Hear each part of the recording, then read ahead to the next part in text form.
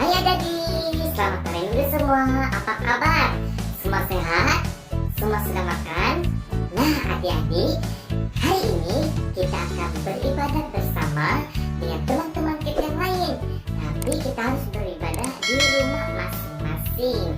Adik-adik, sebelum kita memulakan ibadah online, terlebih dahulu kita berdoa. Dan Abang Jack pimpin kita dalam doa. Mari kita berdoa. Tuhan Yesus, pada saat ini kami berterima kasih atas kebaikan Tuhan, di mana Tuhan sudah memimpin hidup kami sepanjang minggu ini, sehingga pada hari ini kami dapat menikmati berkat Tuhan melalui puji-pujian bahkan kebenaran firman Tuhan yang akan kami laksanakan sebentar nanti. Terima kasih Bapa, terpujilah namamu. Dalam nama Yesus kami berdoa. Amin. Nah, adik-adik, mari kita memuji dan menyembah Tuhan. Tapi kali ini kita memuji menyembah Tuhan bersama-sama, karena Abang Jack menyediakan video untuk kita bernyanyi bersama-sama. Selamat beribadah adik-adik. Selamat hari Minggu. Tuhan memberkati.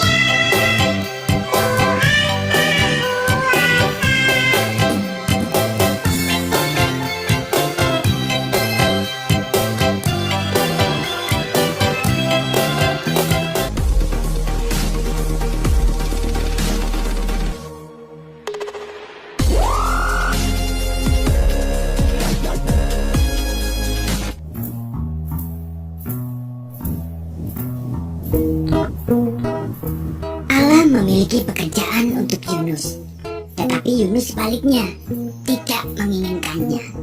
Allah mengutus Yunus untuk pergi ke suatu tempat bernama Niniwe, dan Allah ingin agar Yunus mengatakan bahwa Allah mencintai orang-orang Niniwe. Tetapi Yunus tidak mau melakukannya, karena menurut Yunus orang-orang Niniwe itu jahat dan mereka suka melakukan banyak kejahatan. Allah tahu apa yang dikatakan Yunus itu memang benar. Orang-orang Niniwe telah menjauh dari Allah, tetapi Allah masih sangat mengasihi mereka. Dia ingin memberi mereka permulaan yang baru jika mereka kembali kepada Allah.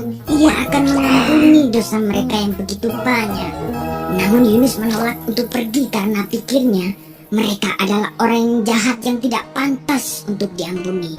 Dalam hatinya, Yunus ingin melarikan diri dari Allah dan pergi sejauh-jauhnya sampai Allah tidak dapat menemukannya. Dengan demikian, ia tidak perlu melakukan apa yang diperintahkan Allah. Itu yang direncanakannya. Tapi, tentu saja itu bukan rencana yang baik. Sebab merupakan rencana yang konyol karena dia bisa melarikan diri dari Allah. Tetapi Allah akan selalu dapat mencari dan menemukannya. Meskipun demikian, Yunus tak melaksanakan rencananya yang tidak baik. Ia tidak membeli tiket ke Niniwe, tapi ke tujuan lain. Perahu yang dinaiki Yunus berlayar ke arah yang sangat berlawanan dengan Niniwe. Nah, tak lama kemudian angin bertiup kencang. Perahu pun mulai terombang-ambing dan semua orang mulai menjadi kucak pasi. Mereka takut. Yunus duduk tegak di tempat tidurnya. Lihatlah, masalah pertama dengan rencana Yunus yang tidak baik itu. Allah mengirimkan badai besar untuk mengejarnya. Para pelaut berteriak ketakutan saat perahu hendak tenggelam.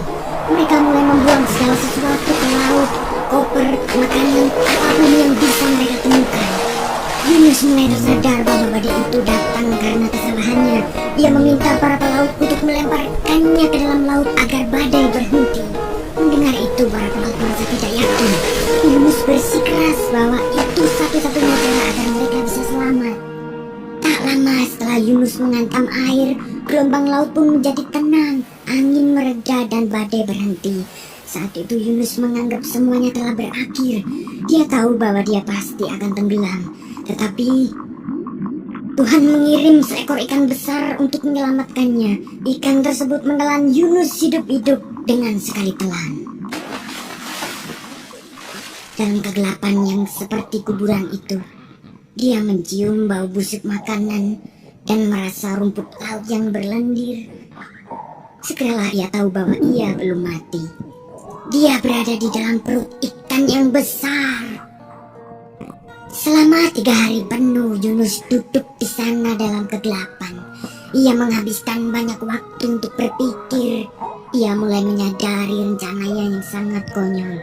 Dia menyesal karena telah melarikan diri dari Allah. Ia berdoa kepada Allah dan meminta agar Allah mengampuninya. 3 hari kemudian, ikan memuntahkan Yunus ke pantai berpasir. Saat itu, Yunus mendengar suara orang memanggil namanya dan menyuruhnya untuk pergi ke Niniwe. Itu suara Allah. Kali ini, Yunus tidak menolak untuk pergi ke Niniwe untuk mengabarkan berita yang luar biasa kepada orang-orang di sana. Kepada mereka, Yunus mengatakan bahwa Allah tidak pernah berhenti mencintai mereka. Meskipun mereka melarikan diri dari Allah, tetapi asal mereka mau kembali pada Allah, maka Allah akan mengampuni dosa mereka. Orang-orang Niniwe mulai mendengarkan Yunus dan mereka mengasihi Allah. Mereka belajar melakukan apa yang Tuhan katakan dan berhenti melarikan diri dari Allah seperti yang pernah dilakukan Yunus. Bertahun-tahun kemudian, Allah juga mengirimkan utusan yang lain dengan pesan yang sama luar biasanya. Seperti Yunus, dia akan menghabiskan 3 hari dalam kegelapan total. Tapi utusan ini akan disebut firman Allah karena ia sendiri akan menjadi berita Allah, yang berita Allah yang diterjemahkan ke dalam bahasa kita. Pribadi yang satu ini adalah semua yang Allah ingin katakan kepada semua orang di dunia. Nah, adik-adik, tadi kita sudah mendengar firman Tuhan yang luar biasa untuk kita pada hari ini. Nah, sebelum kita mengakhiri ibadah kita, Abang Jack ingin membawa kita untuk berdoa sekali lagi. Boleh? Kunci tangan, tutup mata, mari kita berdoa. Tuhan, kami berterima kasih atas kebaikan Tuhan yang sudah memimpin hidup kami melalui firman Tuhan, bahkan puji-pujian yang telah kami lakukan sebentar tadi. Terima kasih ya Tuhan untuk penyertaan-Mu. Terima kasih Bapa, terima kasih Yesus. Terpujilah nama Tuhan. Hanya di dalam nama-Mu kami berdoa dan mengucap syukur. Amin. Adik-adik, kita jumpa lagi minggu hadapan jam 2 petang. Jangan lupa, jangan ketinggalan untuk mengikuti kebaktian online sekolah minggu setiap minggu jam 2. Bye-bye. Selamat hari Minggu. Tuhan memberkati.